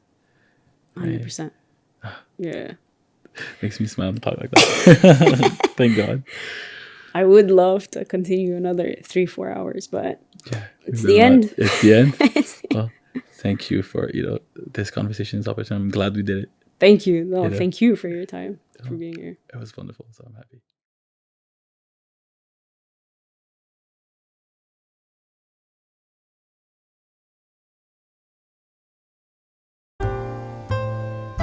We hope you liked this episode, and if you did, please write a comment, send us your feedback, share it, and follow the About Us podcast on Instagram and follow our guests. Thank you so much for your support, and see you next time.